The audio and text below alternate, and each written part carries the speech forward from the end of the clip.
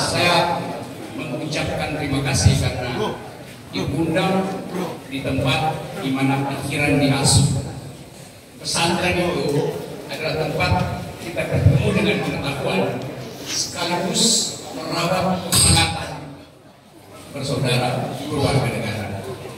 Nah, saya Kiai Sofyan Tajul Anwar mengundang saya ke sini di dalam satu kenangan terhadap guru-guru kita sesepuh para kiai yang 135 tahun lalu meninggalkan kita. Pak, dia pergi tapi dia tinggalkan pengetahuan. Dia pergi tapi dia tinggalkan kehangatan. Mereka pergi tapi meninggalkan persaudaraan. Dan itulah yang menjadi modal utama kita untuk berbangsa dan bernegara. Setiap kali saya masuk pesantren, itu artinya saya masuk ke dalam rumah pikiran, rumah rohani, rumah batin, rumah yang dari awal menjadi rumah bangsa ini. Kita merdeka di 17 Agustus 45, tapi 300 tahun sebelumnya pesantren sudah berdiri. Didirikan oleh akal sehat para kiai yang jauh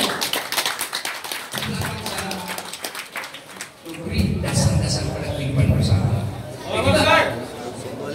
Kita hari ini ada di dalam situasi tahun politik yang pasti ada friksi, ada dendam, ada kecurangan. Tapi kita ingin pastikan bahwa kehidupan berbangsa tidak boleh berakhir hanya karena dendam politik, hanya karena perselisihan pikiran. Karena kita hanya memilih presiden, memilih pemimpin kita 5 tahun sekali.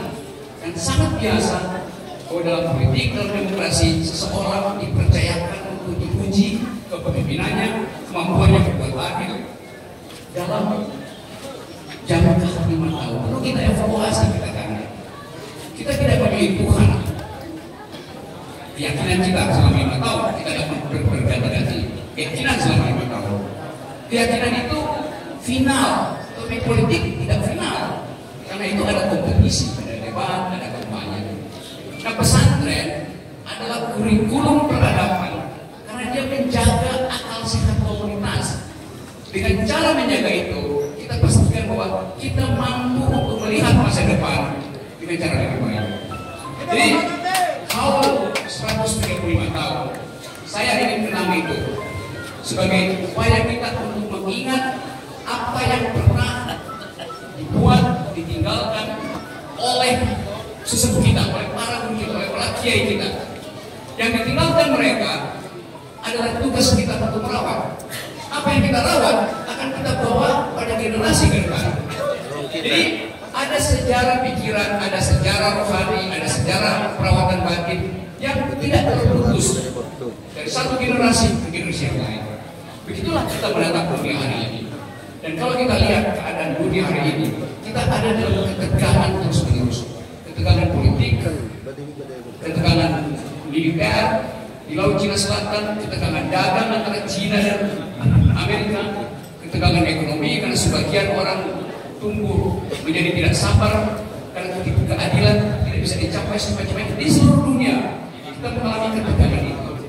Tetapi saya selalu percaya bahwa bila pesantren, bila kita ada di sini dalam upaya untuk merawat akal sehat, kita yakin bahwa kita pasti bisa menyelesaikan problem ini semata-mata karena kecintaan kita pada negara ini.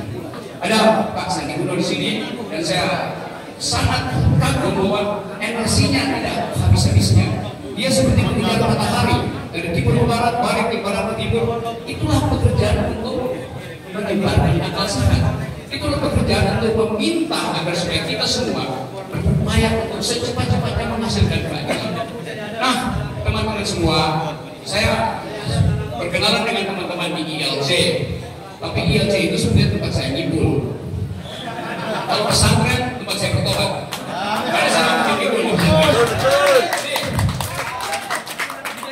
Sekali lagi saya dapat satu suasana enak di sini, suasana persahabatan, Dan yang lebih penting adalah kita jaga persahabatan ini agar supaya kita bisa ucapkan nanti di suatu hari di bulan April tanggal 17 ketika hari pemilihan umum tiba, kita akan pastikan bahwa bersama-sama kita buktikan bahwa kita adalah bangsa, kita adalah komunitas yang hanya menginginkan keadilan berlaku pada semua orang.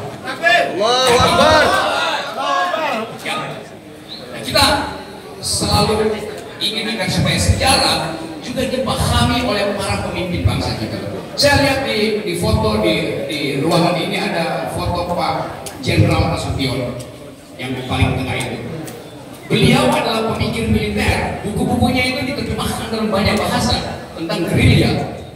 Orang Vietnam baca buku Pak Jenderal Nasution. Jadi dia jenderal yang berpikir, yang selalu baca buku. Sama dengan 02 baca buku terus.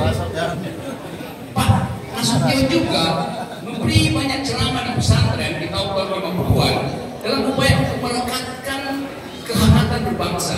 Dia paham tentang Islam, dia paham tentang nasionalisme. Kita ingin pemimpin yang punya pengetahuan, paham tentang kehidupan rohani, dan tidak menyerah pada keadaan yang menyiksa. Jadi sekali lagi, energi yang dihasilkan dari pesantren sembilanan, saya percaya energi ini akan menghasilkan peradaban politik baru di Indonesia. Kembali lagi, terima kasih atas penerimaan terhadap saya, terhadap kami, dan saya doakan bahwa persahabatan kita akan berlanjut menjadi persahabatan warga negara, persahabatan berbangsa.